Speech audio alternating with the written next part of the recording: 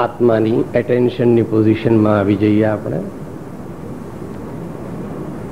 Military में जब दौड़ होती है तो पहले सबको कहते हैं अटेंशन। वैसे आत्म कल्याण के मार्ग में जब हमें चलना है तो बहुत सावधानी रखनी पड़ेगी, जागृति रखनी पड़ेगी, हौसला रखना पड़ेगा। तो आपने आत्मा ने जगाड़िए। गुजराती में चलावे ना? हाँ,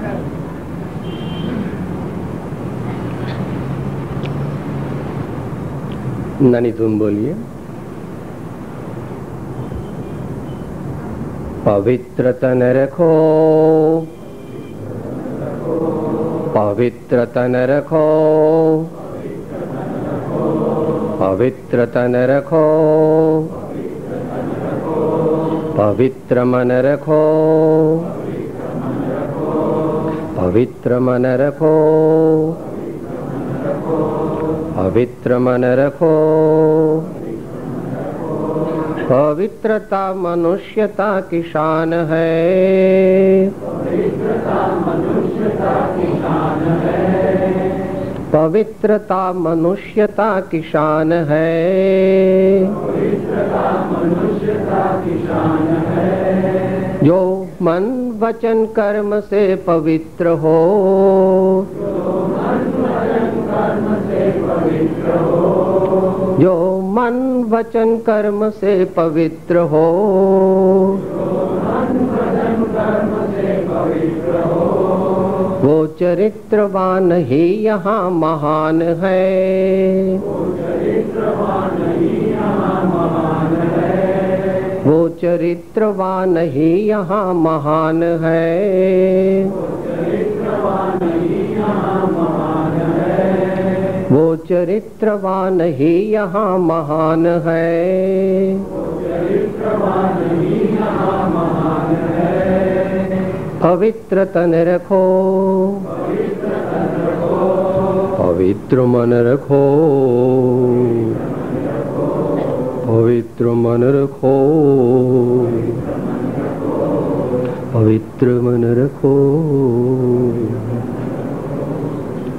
ओंकारं बिंदु संयुक्तं नित्यं ध्यायन्ते योगिनः कामदं मोक्षदं चैव। ओंकाराय नमो नमः।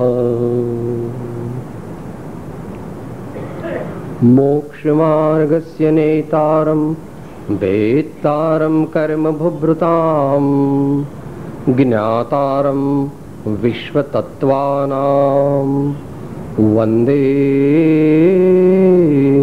तद्गुण लब्धये।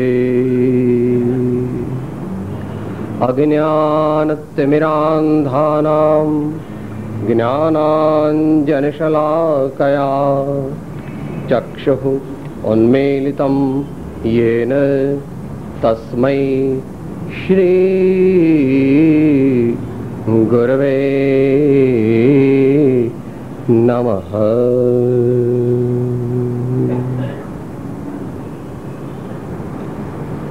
या कुन्देन्दु तुषारहार धवला, या शुभ्रवस्त्रावृता, या वीणावरदण्डमण्डितकरा, या श्वेतपद्मासना, या माच्युतशङ्कर प्रभृतिभिः देवैः सदा वन्दिता, सा मां पातु सरस्वती भगवती निःशेषजाड्यापहां, निःशेषजाड्यापहाम्।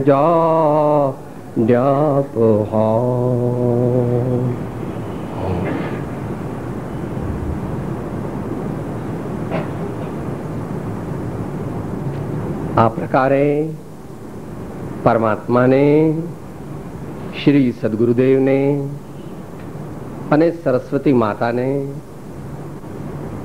ભાવપૂર્વક સ્મરણ વંદન કરીને તથા તમારા સૌમાં બિરાજમાન ચૈતન્ય દેવને એનું પણ યથાયોગ્ય સન્માન કરીને આપણે આ 3 દિવસની સ્વાધ્યાય શ્રેણીનો મંગળ પ્રારંભ આજથી કરીએ છીએ.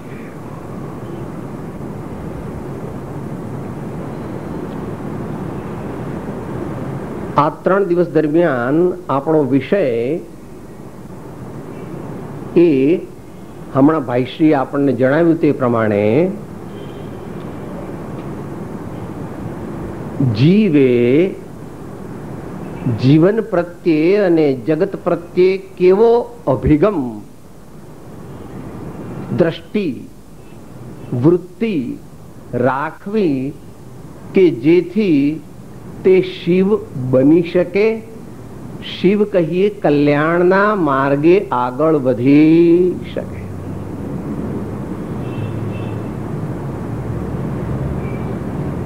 આપણે આ એને આધ્યાત્મિક પરિભાષામાં મૂક્યો.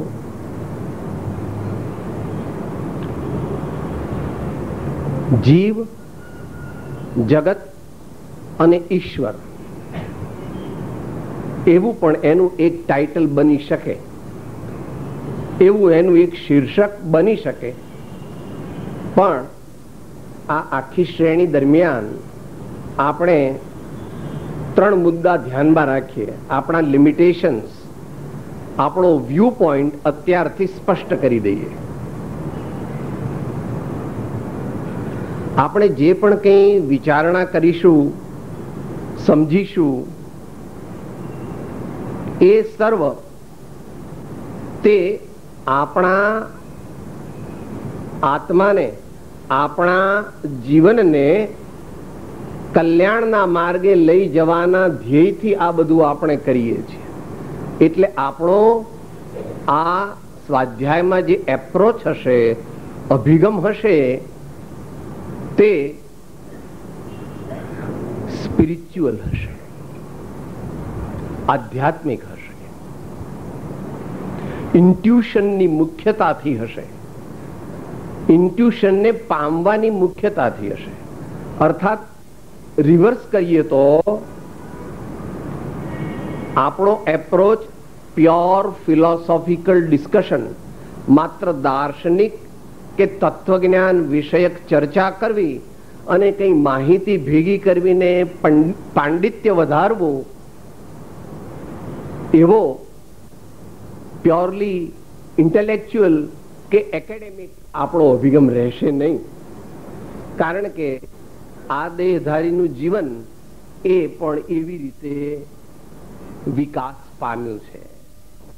એટલે આપણો જે અભિગમ છે તે આધ્યાત્મિક રહેશે.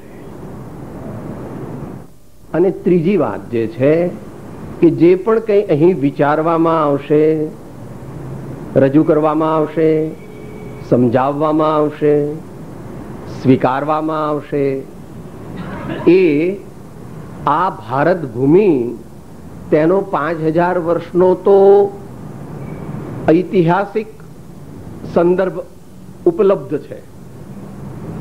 અને તે ઉપરાંત પ્રાગ ઐતિહાસિક સંદર્ભ જે છે એ તો લાખો નહીં પણ કરોડો, એનાથી પણ વધારે વર્ષોનો છે. કે સાહેબ તમે ઇમોશનમાં બોલતા લાગો છો. કે ના ભાઈ, આ દેશનું નામ અત્યારે ભારત છે. એ ભારત કેમ પડ્યું એ વિશે વિદ્વાનોના અનેક અભિપ્રાય છે. પણ સૌથી વધારે માન્ય અભિપ્રાય એ છે કે બ્રહ્મા નાભિરાયાના દીકરા ઋષભદેવ તે પ્રથમ તીર્થંકર ભગવાન જૈન પરંપરામાં થયા, અથવા ભાગવતમાં પણ એમનું જીવન આવે છે. એમનો સૌથી મોટો દીકરો હતો, એનું નામ ભરત ચક્રવર્તી હતું. એના ઉપરથી આ દેશનું નામ આજે જે વર્ષોમાં એની ગણતરી નથી.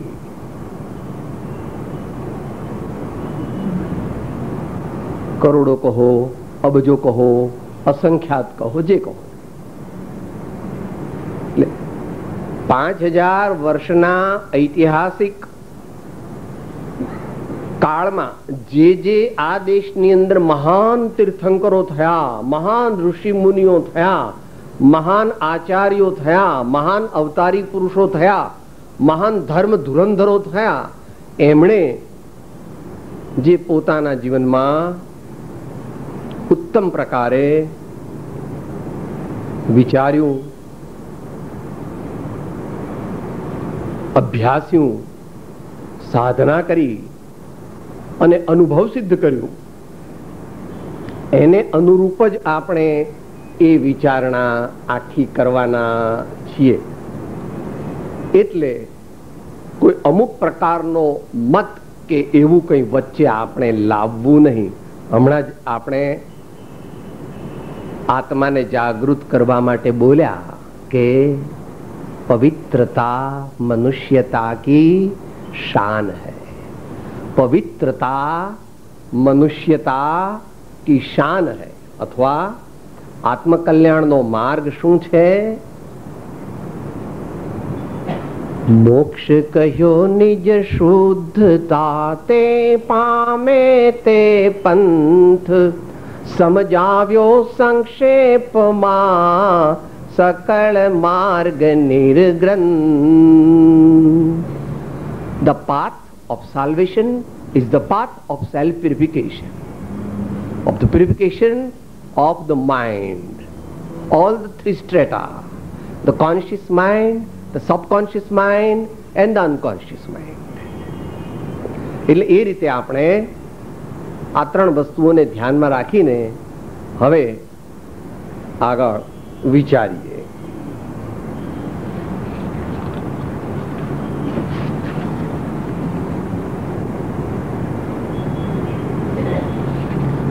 ત્રણ મુખ્ય વસ્તુ વિશે આપણે વિચારણા કરવી છે. જીવ કેવો અભિગમ જગત પ્રત્યે અપનાવે, રાખે, ડેવલપ કરે, એક્સેપ્ટ કરે, અભ્યાસે, તો તેને કલ્યાણ માર્ગની પ્રાપ્તિ થાય. કોઈ કે સાહેબ કલ્યાણ એટલે શું? સાહેબ કલ્યાણ એટલે શું?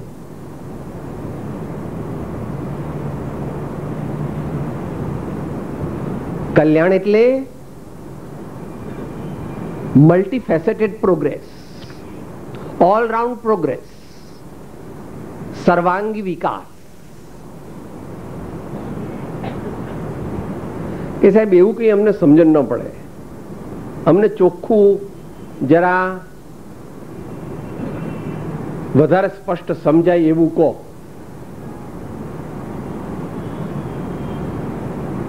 તો કે લે ભાઈ, peace of mind, bliss of soul, fearlessness, no tension or little tension in life, and universal love. મનની શાંતિ પ્રાપ્ત થાય, આત્માની પ્રસન્નતા વધે, જીવનમાં સર્વાંગ નિર્ભયતા આવે, આકુળ વ્યાકુળતા અને વ્યગ્રતા જીવનમાં ન રહે, અને વિશ્વના સર્વ પ્રાણીઓમાં પરમાત્મ તત્વના દર્શન થાય અને એને અનુરૂપ વ્યવહાર થાય, તો જાણવું કે મારો પ્રોગ્રેસ સાચો છે. આ તો તને સમજાય અને તું માને એવો કીધો, પણ બાકીનું પણ કહી દઈએ કે સાહેબ આવું બધું થાય તો પછી શું થાય? તો કે પછી જ્યારે મૃત્યુ જે છે ને, શરીરનું મૃત્યુ, તે મહોત્સવ બને, અને પછી તું જે બીજી જગ્યાએ જાય ત્યાં અહીંયાથી કરોડો ઘણી સગવડ હોય દરેક પ્રકારની, અને પછી અલ્પકાળમાં તને મને કે જે કોઈ જીવ આવો બને તેને અનંત આનંદની અનંતકાળ માટે પ્રાપ્તિ થાય. સાધે અનંત અનંત સમાધિ સુખમાં અનંત દર્શન જ્ઞાન અનંત સહિત જો અપૂર્વ અવસર એવો ક્યારે આવશે.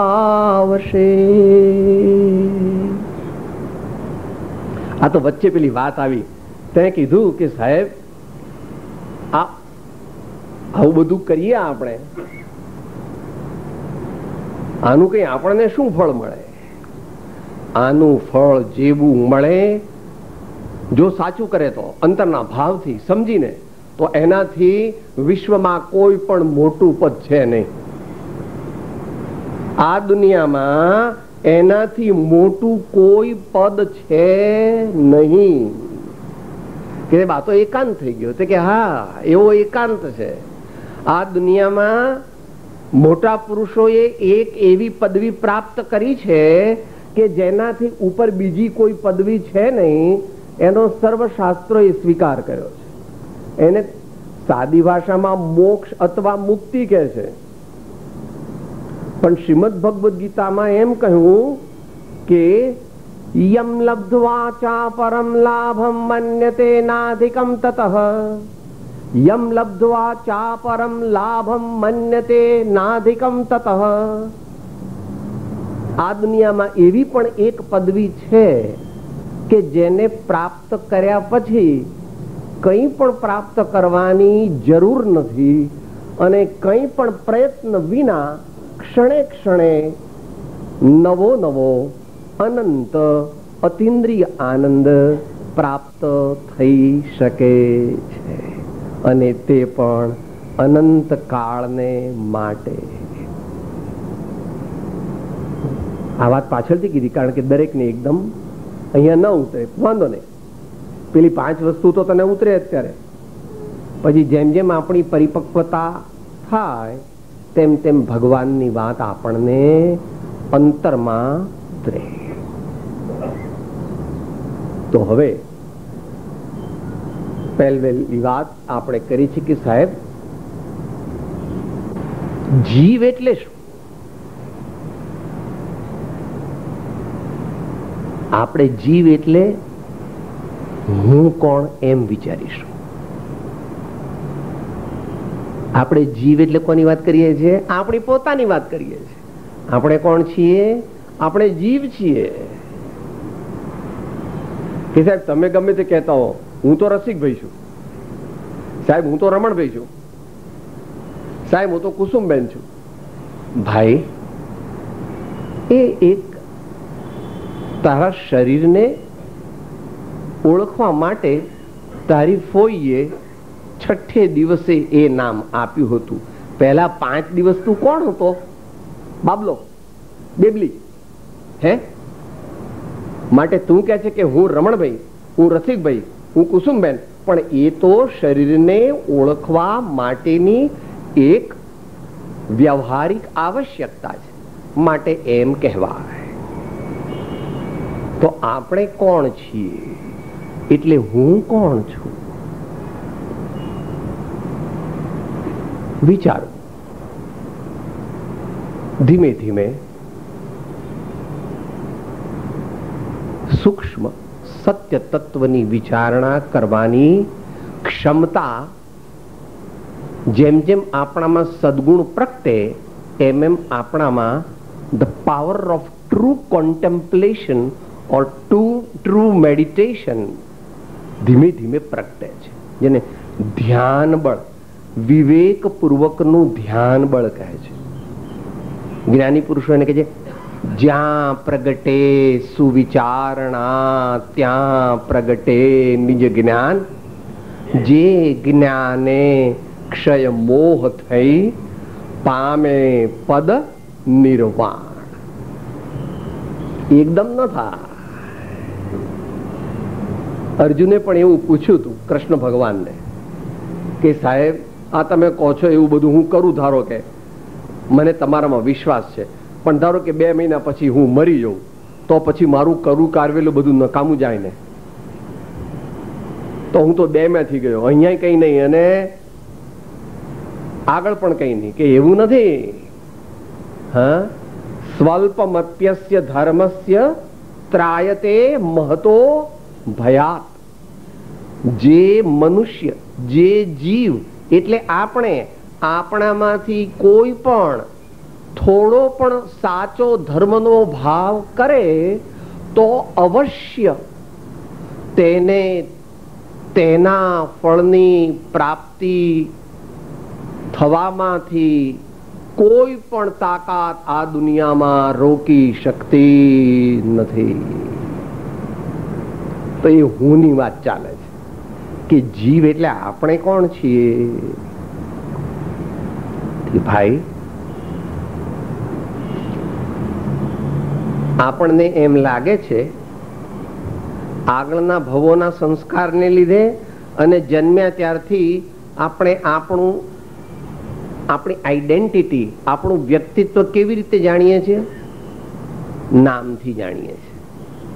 આ શરીરને જે નામ આપ્યું એ શરીરનું નામ કોઈ બોલાવે, એ નામથી કોઈ આપણને બોલાવે એટલે આપણને એમ થાય કે મને બોલાવ્યો. એ પ્રકારની આપણો અભ્યાસ થઈ ગયો છે, આપણને એવી પ્રેક્ટિસ થઈ ગઈ છે. પણ એ પ્રેક્ટિસ જે છે એ પારમાર્થિક નથી, એ રિલેટિવ છે, એ વ્યવહારિક છે. આપણે ખરેખર શું છીએ તો કહે છે, જુઓ,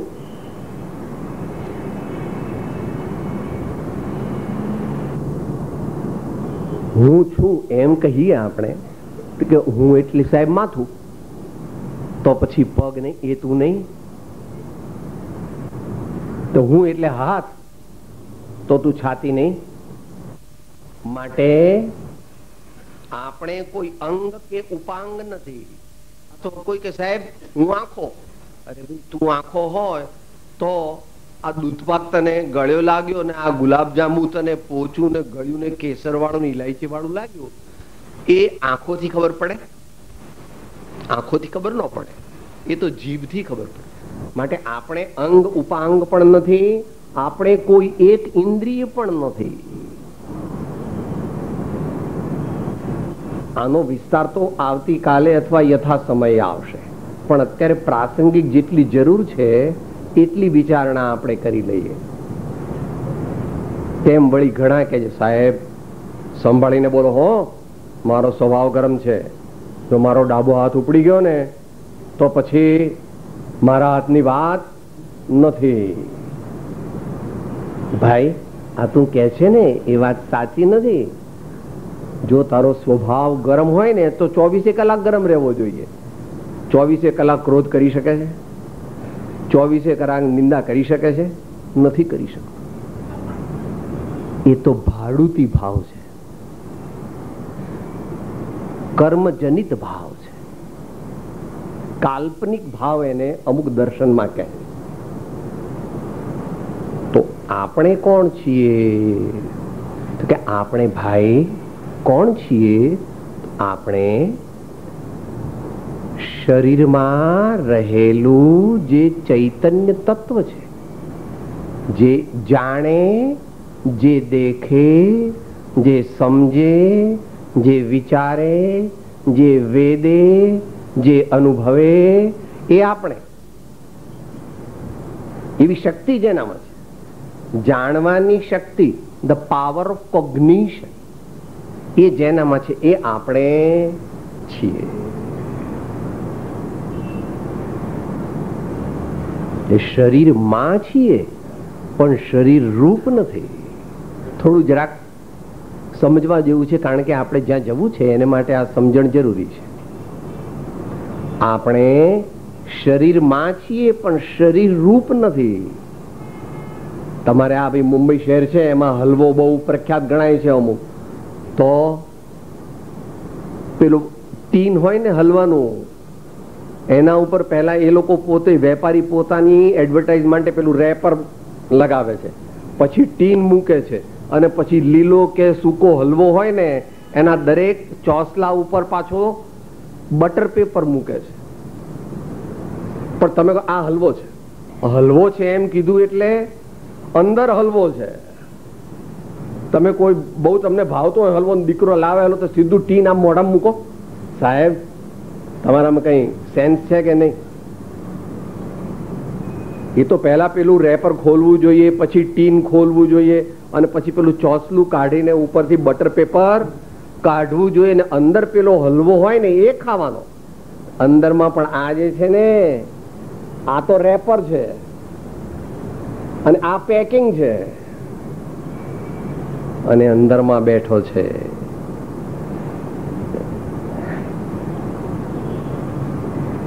દેહ ન જાણે તેહને જાણે ન ઇન્દ્રિય પ્રાણ, આત્માની સત્તા વડે તેહ પ્રવર્તે જાણ. આપણી પોતાની સત્તા વડે તેહ પ્રવર્તે જાણ. હમણાં ધારો કે એવું બન્યું કે હું જતો રહ્યો આ શરીરમાંથી, તો શરીર બોલતું બંધ થઈ જાય ને પડી જાય, તો તમારે મુશ્કેલ થાય કે ભાઈ આપણે અંતિમ સંસ્કાર કરવાના છે, ફોન કરો બધે મહારાજને, સવાર સુધીમાં આપણે પતાવીએ તો 11 વાગ્યાનું ભોજન બગડે નહીં. લે હાલ, હું થયું પેલો માયલો જતો રહ્યો બાપા. એ માયલો જે છે એ આપણે છીએ, અને આ ભાડાનું ઘર જે છે એ આપણું નથી. તો આપણે સામાન્યપણે સમજ્યા કે આપણે શરીરમાં છીએ, પણ આપણે શરીર રૂપ નથી. કોઈ કે સાહેબ તમે કહો એટલે અમે કઈ માની લઈએ, અમને તો આવું બધું કઈ સમજણ પડતી નથી, અથવા અમને ગળે ઉતરતું કે બીજી રીતે સમજવાનો પ્રયત્ન કરીએ. This is very important. This is not philosophical discussion.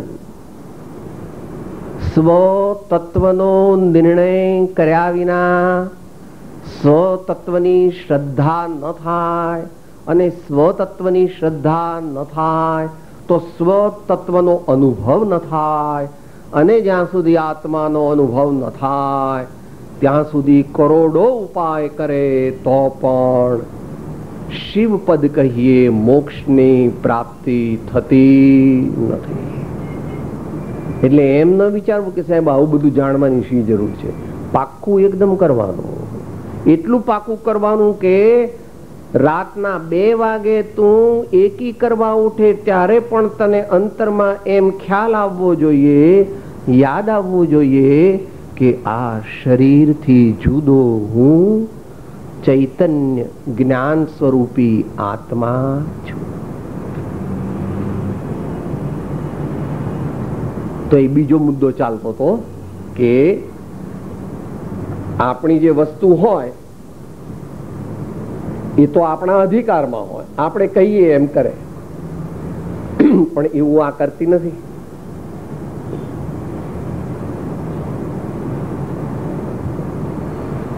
શરીરની અવસ્થા 18-20 વર્ષની હતી ત્યારે તો કાળા ભમ્બર મોટા ગુચ્છા વાળા વાળ હતા, અને અત્યારે તો વાળ બધા ધોળા થઈ ગયા અને અડધા તો પડી ગયા. દાંત દાડમની કળી જેવા હતા એ પણ જતા રહ્યા, અને ચોકઠું પણ બેસતું નથી. ઘૂંટણમાં, ખભામાં, કેડમાં બધે હમણાં કલાક બેઠા પછી ઉઠે તો કટ કટ બોલે, દુખે. કાં પ્રભુ, તારું શરીર હોય તો એવું કેમ થવા દે? તારી સત્તા સંપૂર્ણપણે શરીર ઉપર ચાલતી નથી. એ વિશે આપણે અંતમાં લેવાના છીએ, જે સમયની મર્યાદા છે એમાં.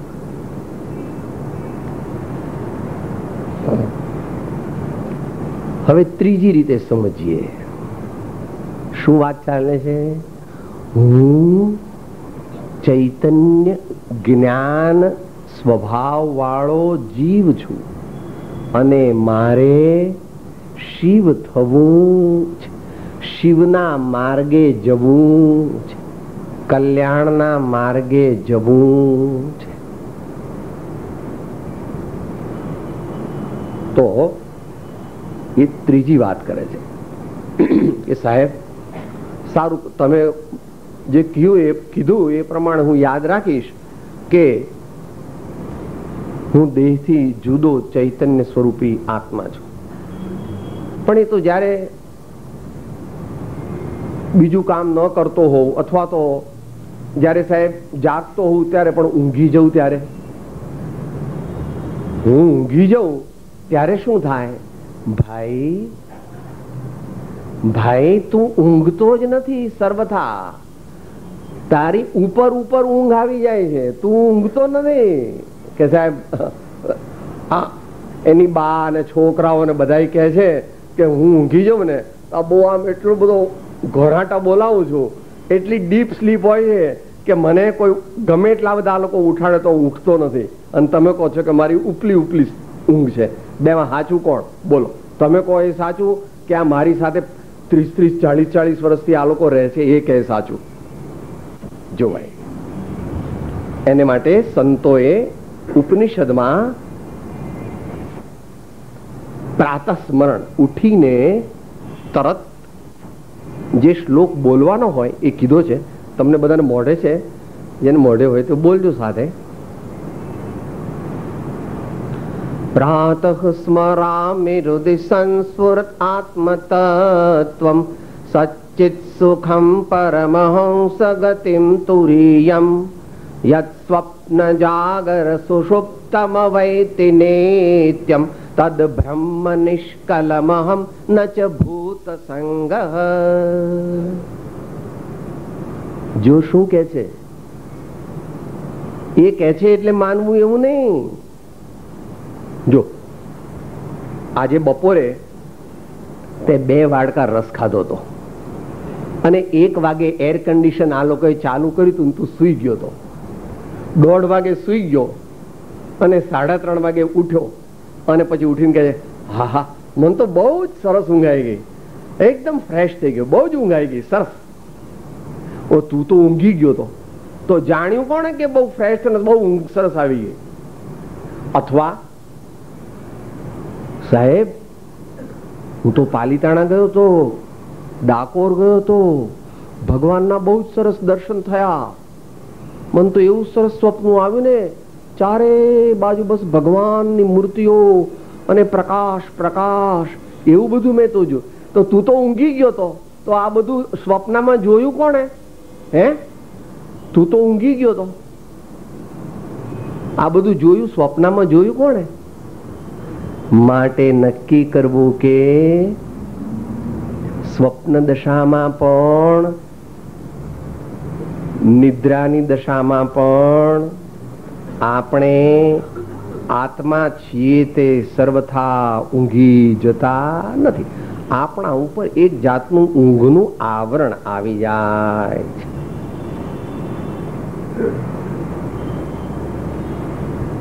આ વાત તો આપણે ઉપનિષદના ઋષિની કીધી. એની એ જ વાત આનંદગંજી મહારાજે 17મી સદીમાં થઈ ગયા. આનંદગંજી મહારાજ દક્ષિણ રાજસ્થાન અને ઉત્તર ગુજરાતમાં એમનું પરિભ્રમણ હતું. સમસ્ત ભારતીય સંત યોગીઓની પરંપરામાં એમનું સ્થાન છે. એમણે ભગવાનની સ્તુતિ લખી છે. એમાં 19માં મલ્લીનાથ ભગવાનની સ્તુતિમાં કહે છે. શેની વાત ચાલે છે કે સાહેબ આપણે સ્વપ્નમાં પણ જાગીએ, આત્મા જાગે, અને ઊંઘી જઈએ તો પણ આત્મા જાગતો હોય. હા,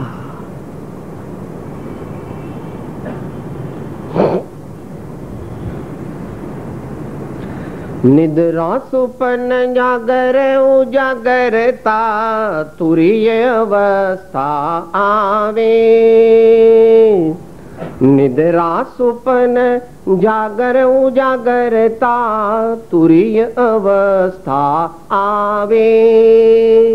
નિદ્રા સુપન દશા રીસાણી જાણીને નાથ મનાવી. હો મલ્લીજીને એ અબ શોભા સારી. હો મલ્લીજીને એ અબ શોભા સારી.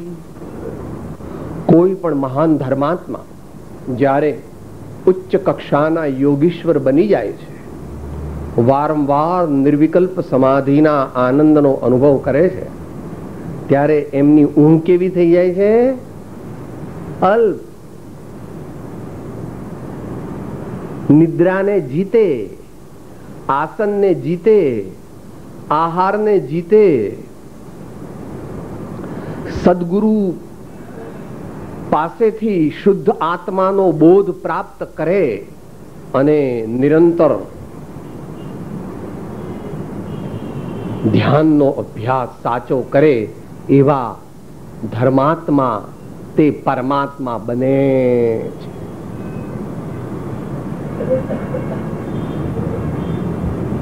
આ જમાનામાં આવું સાંભળીને ઘણા થાય કે સાહેબ આવું બધું તો આ તમે બધું ચોપડીઓમાં, જૂની ચોપડીઓમાં વાંચીને બોલો છો, પણ આવું કઈ સાચું? અરે ભાઈ, બધા જ્ઞાનીઓએ આ વાત કહી છે. 4 વેદ જે છે એના 4 સારરૂપ વાક્યો છે ને, એ પણ એ જ કહે છે. તત્વમસી, અહમ બ્રહ્માસ્મિ, અયમાત્મા બ્રહ્મ, પ્રજ્ઞાનમ બ્રહ્મ. અત્યારે આ સામાન્ય દેખાય છે, પણ અંદરમાં એની અનંત શક્તિ પડેલી છે. યાદ રાખવાનું ભાઈ.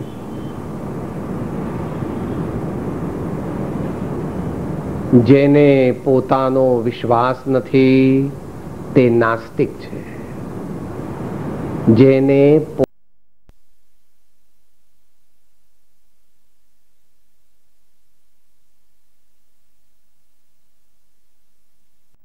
વિશ્વાસ નથી અને પોતાનામાં વિશ્વાસ નથી એટલે સદગુરુમાં પણ વિશ્વાસ નથી, એટલે પરમાત્મામાં પણ વિશ્વાસ નથી, એટલે જીવનમાં પણ વિશ્વાસ નથી.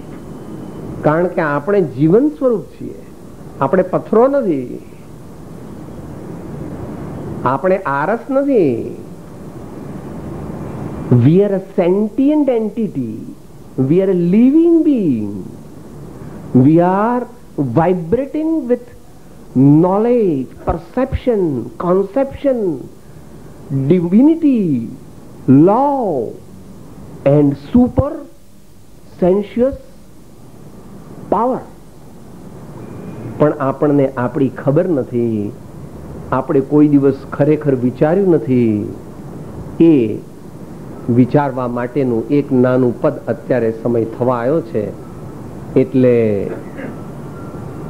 થોડી વાર લઈએ, પછી આગળ એ વાત વિચારતા જઈશું. જેમ જેમ આગળ વધીશું તેમ તેમ. અહીંયા સંસ્કૃતના બહુ જાણનાર નથી એમ માનું છું, એટલે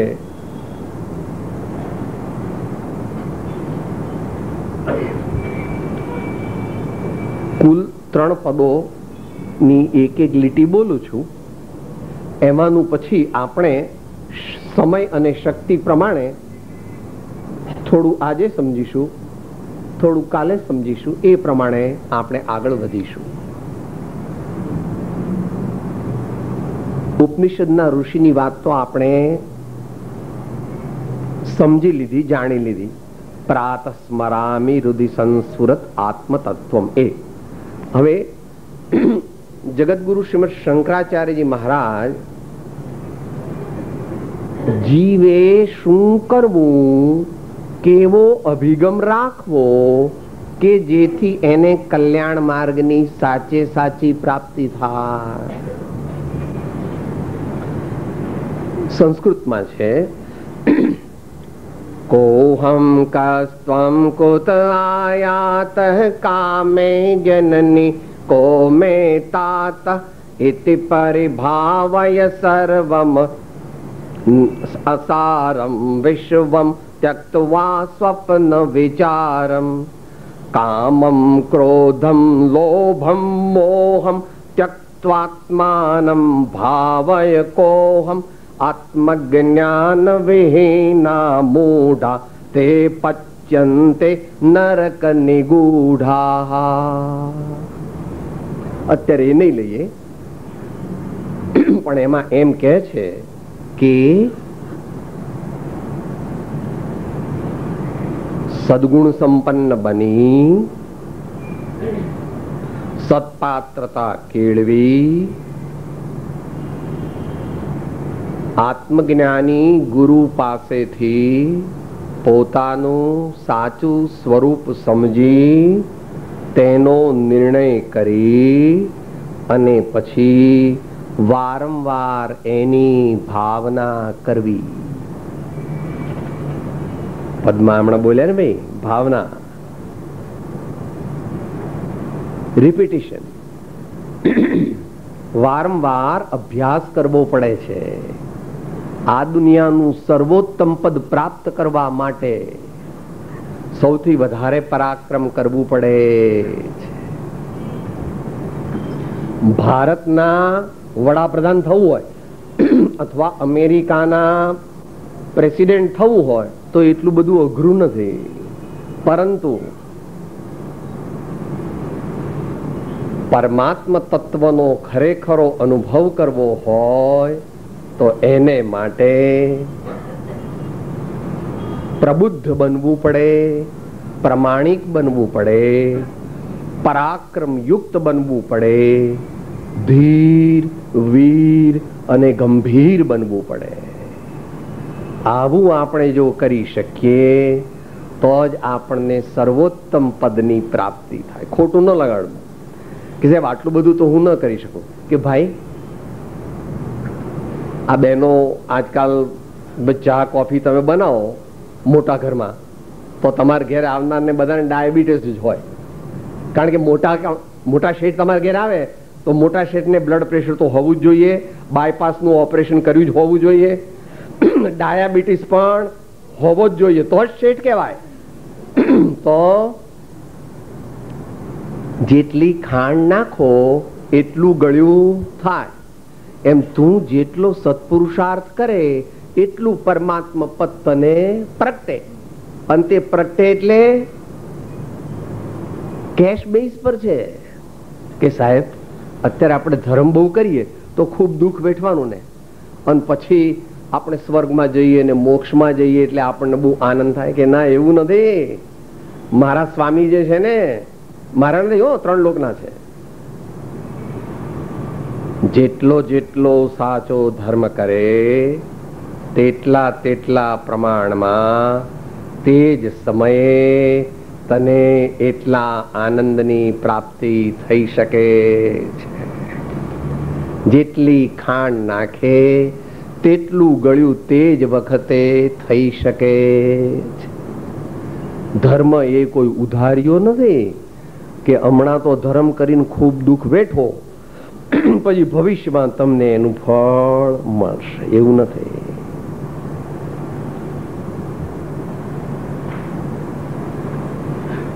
હવે બાકીના જે 2 પદ છે એની ઇન્ટ્રોડક્શન કરી અને આપણે અત્યાર પૂરતા સમાપ્તિ કરીશું.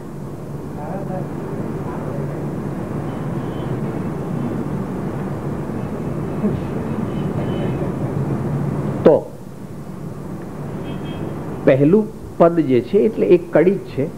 એ આપણા દેશના રાષ્ટ્રપિતા મહાત્મા ગાંધીજી તેમના આધ્યાત્મિક પ્રેરણા ગુરુ કવિ રાયચંદભાઈ શ્રીમદ રાજચંદ્રજી અહીંયા ભાઈ તમારે ઝવેરી બજારમાં જ એમની દુકાન હતી. એમણે 16 વર્ષ ને 5 મહિનાની ઉંમરે મોક્ષમાળા નામનું એક નાનું શાસ્ત્ર લખ્યું છે. એના 67મા પાઠમાં એમણે એક પદ લખ્યું છે. શેની વાત ચાલે છે? હું કોણ છું? હું જીવ છું તો હું શું કરું? હું કેવું જીવન જીવું તો હું પરમાત્મા ના માર્ગે ચાલીને પરમાત્મા બનું? તો એ બધા તમને મળે છે એટલે આપણે સાથે બોલીએ. હું કોણ છું? ક્યાંથી થયો? શું સ્વરૂપ છે મારું ખરું? કોના સંબંધે વળગણા છે? રાખું કે એ પરિહરું? એના વિચાર વિવેક પૂર્વક શાંત ભાવે જો કર્યા તો સર્વ આત્મિક જ્ઞાનના સિદ્ધાંત તત્વ અનુભવ્યા તો સર્વ આત્મિક જ્ઞાનના સિદ્ધાંત તત્વ અનુભવ્યા.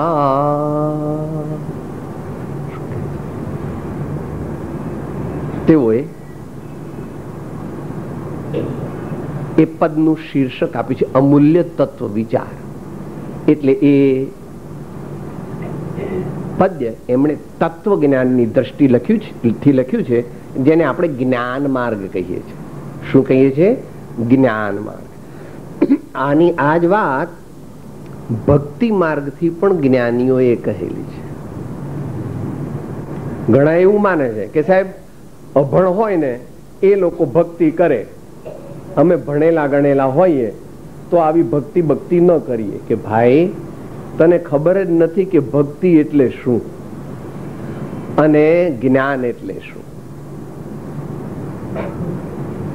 આગળ જાય ને ત્યારે ભક્તિ ને જ્ઞાન કઈ જુદા રહેતા નથી. રામચરિત માનસમાં તુલસીદાસજી મહારાજે સ્પષ્ટ કર્યું છે, ભક્તિ જ્ઞાન નહીં કछु ભેદા, ઉભય હરહુ ભવ સંભવ ખેદા. ભક્તિ જ્ઞાન નહીં કछु ભેદા, ઉભય હરહુ ભવ સંભવ ખેદા. માટે કોઈ જ્ઞાન માર્ગથી આગળ વધે કે કોઈ ભક્તિ માર્ગથી આગળ વધે એનો કઈ વાંધો. માટે બીજું પદ્ય જે આપણે લેવાના છીએ એ પણ એટલા જ અધિકૃત મહાપુરુષનું છે. અર્થાત ગુજરાતી ભાષાના આદિ કવિ ભક્ત પ્રવર અને સોરઠના સિંહ, અને એમનું નામ પણ શ્રી નરસિંહ મહેતા. એમણે જે કાવ્ય લખ્યું છે એ આપણે વિચારવાના છીએ. સમરને શ્રીહરિ મેલ મમતા પરી, જોને વિચારીને મૂળ તારું. જોને વિચારીને મૂળ તારું. તો આપણે આપણું મૂળ સ્વરૂપ આપણે વિચારીએ તો પછી એ ક્લિયર થાય કે હું મૂળમાં કોણ છું, હું ખરેખર કોણ છું અને હું શું ખરેખર કરું. તો હું પરમાત્માની જે આજ્ઞા, પરમાત્માનો જે માર્ગ, સંતોની જે વાટ, આત્માના આનંદનો જે માર્ગ તેને પ્રાપ્ત કરું. તો આવતીકાલે યથા સમયે આપણે આ બંને પદોની વિચારણા કરીશું, જેમાં પહેલા પદમાં જ્ઞાન માર્ગથી બતાવ્યું છે કે ભાઈ શું કરવું જોઈએ, અને બીજા માર્ગમાં નરસિંહ મહેતા છે, એમનું આખું મોટું પદ છે, 4-5 કડીનું છે. એટલે એમણે સ્ટેપ બાય સ્ટેપ બધું બતાવ્યું છે. અને ભાઈ સૌરાષ્ટ્ર છે ને, સૌરાષ્ટ્રની ધરતી બહુ પાણીદાર ધરતી, અને એમાં પણ સાવજ ક્યાં રહે છે? હાવજ કહો છો ને ભાઈ તમે, હાવજ ક્યાં રહે? જુનાગઢમાં. તો એમની કર્મભૂમિ જુનાગઢ હતી. એટલે એ આપણને આખી મેથોડોલોજી બતાવશે કે આપણે કેવું જીવન જીવીએ તો આપણે પરમાત્માના માર્ગે આગળ વધીને, શરૂઆતમાં જે વાત આવી હતી, peace of mind, bliss of soul, fearlessness, no tension or little tension in life, and universal love. તો યથા સમયે આપણે આ વિષયને આગળ ચલાવીશું. આપ લોકો પણ થોડી તૈયારી કરીને આવશો તો વધારે સરળતાથી સમજાશે, આનંદ આવશે, અને આપણને જ્ઞાન અને આનંદ વધે. એટલા માટે જ આવો સત્સંગ આપણે કરીએ છીએ. આવો સત્સંગ કરવાનું બીજું કંઈ પ્રયોજન નથી. આપણું જીવન પ્રસન્ન બને ને પ્રબુદ્ધ બને એવી પરમાત્માને પ્રાર્થના. ઓમ પૂર્ણમદ પૂર્ણમિદં પૂર્ણાત પૂર્ણમુદચ્યતે પૂર્ણસ્ય પૂર્ણમાદાય પૂર્ણમેવાવશિષ્યતે. દેહ છતાં જેની દશા વર્તે દેહાતે